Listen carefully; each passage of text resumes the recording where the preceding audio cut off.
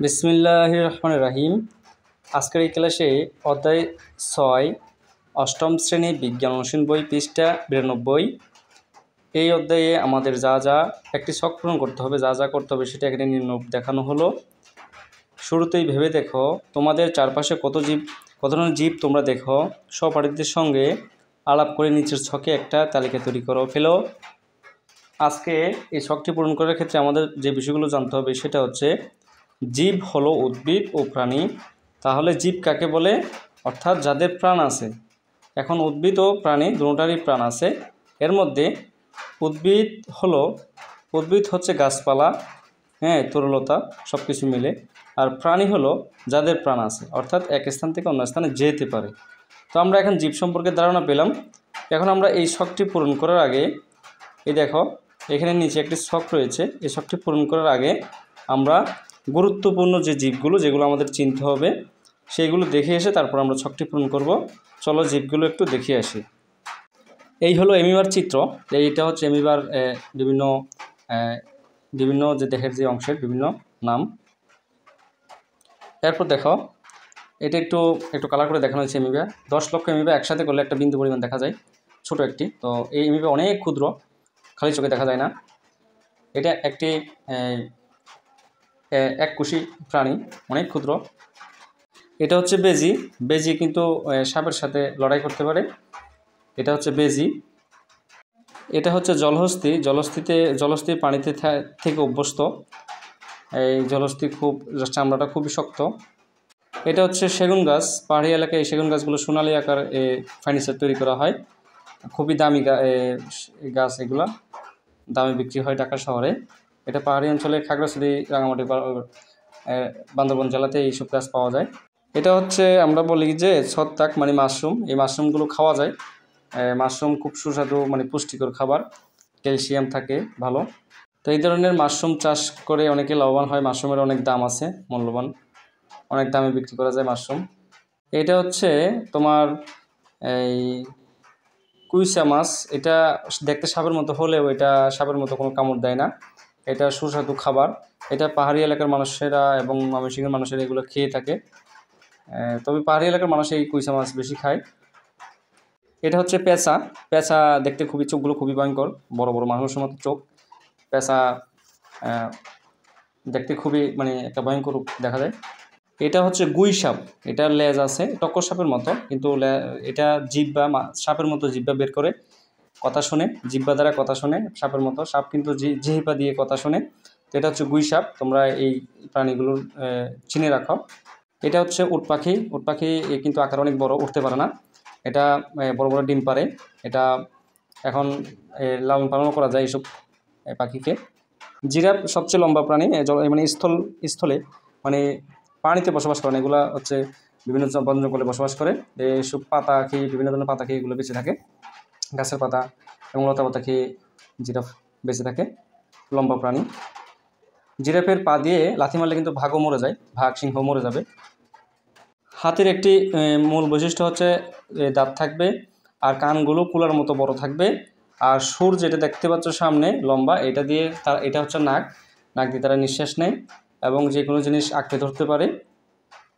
এটা হচ্ছে নীলতিমির আকার এতই বড় যে এটা 40টা হাতির সমানও হতে পারে, এত ওজন, এত বড় হয় নীলতিমি। এটা হচ্ছে গিরগিটি। এটা হচ্ছে এমনই একটা গিরগিটি যেটা যেই কোনো গাছে যেই কোনো জায়গায় গেলে ওই গাছের রং ধারণ করতে পারে, সাথে সাথে সেকেন্ডের মুহূর্তের মধ্যে শরীরের রং বদলাতে পারে। এটা গিরগিটির আরেকটি প্রজাতি, এটাও রং বদলাতে পারে। এটা হচ্ছে গিরগিটির লম্বা, যে এই গায়ের দেখা যাচ্ছে লম্বা চিকন, এই গিরগিটিটাও গায়ের রং বদলাতে পারে খুব সহজে। তোমরা তো জানোই যে মোবাইলের ডিসপ্লে বা কম্পিউটার ডিসপ্লে যেরকম রং বদলায় সাথে সাথে সেকেন্ডের মুহূর্তের মধ্যে, এরকম গিরগিটিও গায়ের রংটা বদলাতে পারে। এটা হচ্ছে কাজ করে কি চোখের মাধ্যমে একটা অংশ চামড়ার মধ্যে রংটা ছড়িয়ে পড়ে। এটা হচ্ছে তোমার এই ব্যাকটেরিয়া অংশ দেখানো হয়েছে। ব্যাকটেরিয়া কিন্তু অসবুজ, মানে সবুজ না। এটাও একটা ব্যাকটেরিয়ার একটা চিত্র, মানে কালারিং করে দেখানো হয়েছে।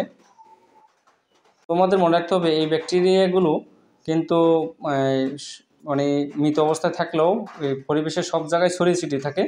যখন কোনো স্বেচ্ছেতে ভিজা বা কোনো প্রাণী দেহ পায় তখন তারা এটা বংশবিস্তার করতে পারে। এটা হচ্ছে corona virus, COVID-19. Corona virus কিন্তু মানুষের দেহে বা প্রাণীর দেহে প্রবেশ করে বংশবিস্তার করে এবং মানুষকে অসুস্থ করে ফেলে, বিশেষ করে শ্বাসনালী এবং ফুসফুসি আক্রমণ করে করোনা ভাইরাস। এটা হচ্ছে ভাইরাসের একটি উদাহরণ। এটা হচ্ছে ভাইরাসের একটি নমুনা দেখানো হয়েছে এখানে, ভাইরাসের নমুনা। তো ভাইরাস একটি প্রাণী, এটা পরজীবী প্রাণী, এটা অন্য অন্য প্রাণীর দেহে গিয়ে এটা বংশবিস্তার করে। এটা হচ্ছে শ্যাওলা। শ্যাওলা বিভিন্ন জায়গায় হয়, স্বেচ্ছাতে ভিজা জায়গায় হয়। তো শ্যাওলা এককোষী, এটা উদ্ভিদের মধ্যে পড়ে। পাতা, এগুলোর কোনো পাতা নেই, এককোষী মনে করতে পারো। এটা হচ্ছে ফার্ন। এটা ফার্ন অর্থাৎ ঢেঁকি শাক। এটা পাহাড়ে অঞ্চলে নদীর পাশেও হয়। তো এটা শাক হিসেবে খাওয়া যায়।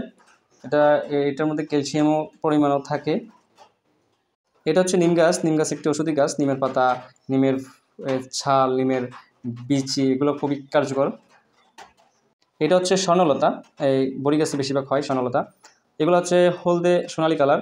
এটা পরগাছা একটা মানে মানে ইয়ার মতো আর কি, সুতা মোটা, এই সুতার মতো পেঁচানো। এগুলা একটু অন্য গাছে দিলে এগুলো ছড়িয়ে ছিটিয়ে যায়, বাতাস থেকে অক্সিজেন, কার্বন ডাইঅক্সাইড গ্রহণ করে এবং গাছে থেকে মানে খাবার সংগ্রহ করে অন্য গাছ থেকে। এটা পরগাছা তো এরকম পেঁচানো থাকে, মানে গাছে ছড়িয়ে ছিটিয়ে থাকে। তো স্বর্ণলতা দেখতে খুবই সুন্দর। এটা হচ্ছে সুন্দরী গাছ। তোমরা মনে রাখবা, সুন্দরবনে এখানে দেখতে পাচ্ছ এই কাদা মাটি থেকে কিছু সুচালো শিকড় উপরের দিকে উঠেছে, অর্থাৎ গাছ অক্সিজেনের জন্য, এই অক্সিজেন বেশি পরিমাণ, অধিক পরিমাণ অক্সিজেন পাওয়ার জন্য এটা এই গাছের শিকড়গুলো মাটির উপরে উঠে আসে। এটা হচ্ছে গোলপাতা, সুন্দরবনের গোলপাতা। তো সুন্দরবনের গোলপাতা থেকে, গোলপাতার ফল থেকে এই গুড় তৈরি করা যায়। হ্যাঁ, মনে রাখবা, গোলপাতার পাতা সংগ্রহ করে ঘরের ছাউনি দেওয়া যায়। চলো এখন আমরা শখটি পূরণ করে নেই। এখানে আমরা সবচেয়ে গুরুত্বপূর্ণ জীবগুলো বা প্রাণী এবং উদ্ভিদগুলো এখানে লিখেছি।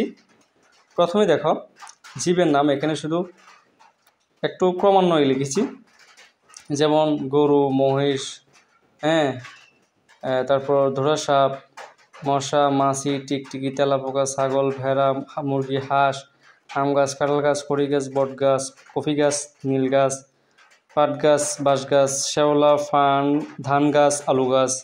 এখানে সবচাইতে গুরুত্বপূর্ণ বিষয়, আমরা গুরুত্বপূর্ণ কোনগুলো সেগুলো একটু মার্ক করে দিচ্ছি তোমাদের জন্য, যেগুলো সম্পর্কে তোমাদের অবশ্যই জানা থাকতে হবে। সেটা হচ্ছে এই গুইসাপ, ব্যাঙ, তারপর এখানে ফার্ন এবং শ্যাওলা, তারপরে এইগুলো সম্পর্কে তোমার ভালো ধারণা থাকতে হবে। এরপরে দেখো, এরপরের হচ্ছে যেগুলো লিখেছি, বানর, পেঁচা, দোয়েল, বাঘ, হরিণ, পিঁপড়া, মাকড়সা, ফুগাস ফড়িং, গুবরি পোকা, গিরগিটি, ইলিশ মাছ, বল মাছ, কই মাছ, শিয়াল, কুকুর, তাল গাছ, সুপারি গাছ, লিচু গাছ, পেয়ারা গাছ, ডালিম গাছ, স্বর্ণলতা, কচু, কৃষ্ণচূড়া, কচুরিপানা, গোলপাতা, সূর্যমুখী, সরিষা গাছ, বাদাম মানে সরিষা তেল আর কি, নারিকেল গাছ, পাম অয়েল। এখানে গুরুত্বপূর্ণগুলো মার্ক করে দিচ্ছি, সেগুলো তোমাদের অবশ্যই জানা থাকতে হবে। গুরুত্বপূর্ণ হচ্ছে গিরগিটি। গিরগিটি সম্পর্কে তোমরা এই জেনেছ। তারপরে স্বর্ণলতা, এরপর আছে তোমার কৃষ্ণচূড়া। কৃষ্ণচূড়া তো বিভিন্ন বিশ্ববিদ্যালয়ে ফুল অনেক সুন্দর দেখা যায়। তারপর আছে তোমার এই কই মাছ সম্পর্কে ধারণা থাকবে, শিয়াল সম্পর্কে, মাকড়সা, পিঁপড়া, ঘাস ফড়িং, গুবরি পোকা, হ্যাঁ, তারপরে পেঁচা সম্পর্কে তোমাদের ধারণা থাকতে হবে। দোয়েল পাখি তো আমাদের জাতীয় পাখি। এরপরে হচ্ছে এখানে গুরুত্বপূর্ণ হচ্ছে জলহস্তী, কুমির, গন্ডার হাতি, একসাথে দুইটা লিখেছি।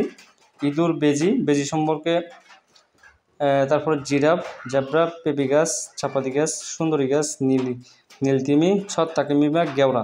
এখানে গুরুত্বপূর্ণ হচ্ছে জলহস্তী, বেজি, তারপর সুন্দরী গাছ, গেওড়া গাছ, ছত্রাক এমিবা এবং নীলতিমি।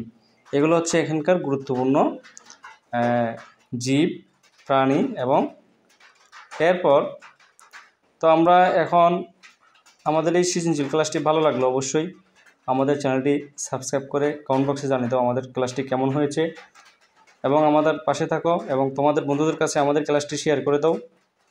যাতে পরীক্ষায় ভালো ফলাফল করতে পারে। ধন্যবাদ সকলকে।